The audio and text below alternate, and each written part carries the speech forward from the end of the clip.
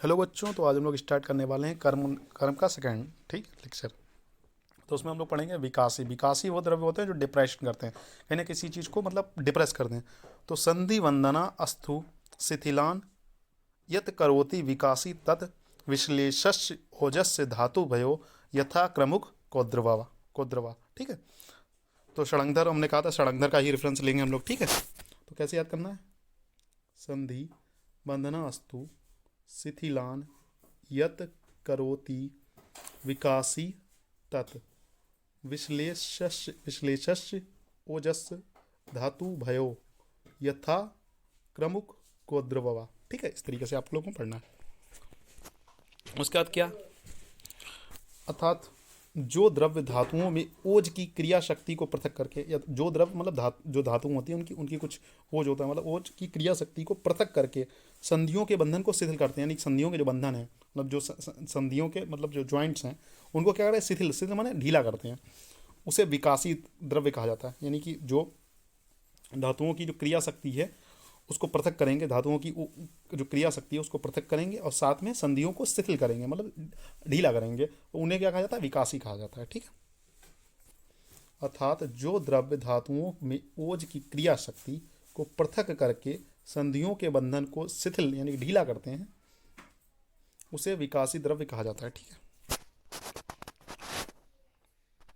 इन द्रव्यों के सेवन से शरीर में कृशता व शिथिलता उत्पन्न होती है। मतलब अगर इन द्रव्यों का आप सेवन करते हैं तो कृशता मतलब इमिकेशन, मतलब दुबलापन आएगा, और शिथिलता शिथिलता मतलब ढीलापन आ जाता है, ठीक है। इसके एग्जाम्पल है क्रमुक। क्रमुक मतलब क्या होता है? सुपारी, ठीक है। कौद्रक, ठीक है। क्रमुक और कौद्रव इसके एग्जाम्पल हैं, ठीक है। क्रमुक माने होता है सुपारी, और कौद्रक जब सुपारी का ज़्यादा खाओ तो इमिकेशन आ जाता है, मतलब ज़्यादा सुपारी खाने वाले लोग बहुत पतले पतले होते हैं, ठीक है। ऐसे भी समझ सकते हो, ठीक है। बाद में इसके रसपंचक के ऊपर हम लोग बात करेंगे। तो इसका रसपंचक क्या, इसका रस प्रायः तिक्त रस होता है, ठीक है। ठीक है। लघु रूक्ष और तीक्ष्ण गुण होते हैं, ठीक है। विपाक कटु है, इसका भी उष्ण है, वात प्रकोपक है और कफ नाशक है। वो क्या था? वो भी कफ शामक था, लेकिन ये वात प्रकोपक है, ठीक है। ये हम लोग पढ़ने वाले हैं इसके महाभौतिक संगठन। महाभौतिक संगठन में क्या है? वायु है, अग्नि महाभूत है, ठीक है। उसमें वायु और आकाश था पहले वाले में। इसका उदाहरण है क्रमुक है, क्रमुक मतलब सुपारी है, कौद्रव है, वमन विरेचन द्रव्य जितने भी आते हैं वमन विरेचन का सारे द्रव्य हैं, ठीक है।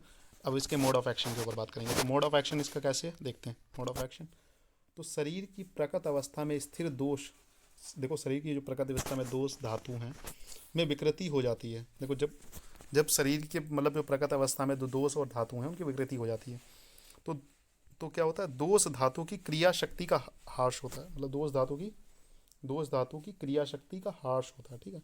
शारीरिक बल रूप कफ का नाश होता है। शरीर मतलब शरीर में जो बल है, कफ जो बल प्रदान करता है उसका नाश होता है। संधि बंधनों में शिथिलता आ जाती है और शरीर में कृशता आ जाती है। इस तरीके से काम करता है ये, मतलब शरीर में कृशता लाने के लिए बेसिकली इसका प्रयोग करते हैं, ठीक है। तो पहले क्या करता है? शरीर की प्रकृत अवस्था में स्थिर दोष धातु में विकृति आ जाती है, ठीक है। पहले क्या, जो जो भी दोष धातु शरीर में इकट्ठे हैं उनमें विकृति आएगी। फिर क्या, दोष धातु की क्रिया शक्ति का ह्रास होगा, मतलब जो क्रिया शक्ति है उनमें उनमें कहीं ना कहीं ह्रास होगा, मतलब कमी होगी। कमी होने के बाद फिर क्या होगा? कमी हो गई। उसके बाद शारीरिक बल रूप कफ का नाश होगा। मतलब कफ शामक है तो शारीरिक में जो कफ, जो हमारा कफ है जो हमें बल दे रहा है, उसका उसका नाश होगा। फिर क्या होगा? उससे क्या होगा? कफ से ही संधि बंधन होते हैं, सो संधि बंधनों में शिथिलता आ जाएगी। शिथिलता मतलब उनके ढीलापन आ जाएगा, ठीक है। संधि बंधनों में ढीलापन आ जाएगा, और फिर उसके बाद क्या होगा? शरीर में कृशता आ जाएगी। इस तरीके से ही काम करता है, ठीक है।